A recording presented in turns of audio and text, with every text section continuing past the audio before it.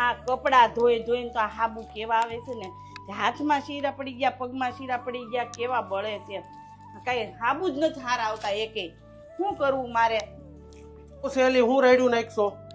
આ હાબુથી હાથ પગમાં તવડા પડી ગયા, કઈક કરો ને.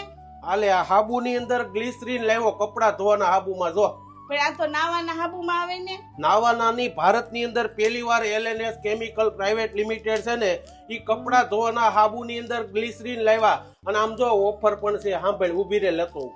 હા લેતા હો. આમ જો આ ઓફર લાવ્યો.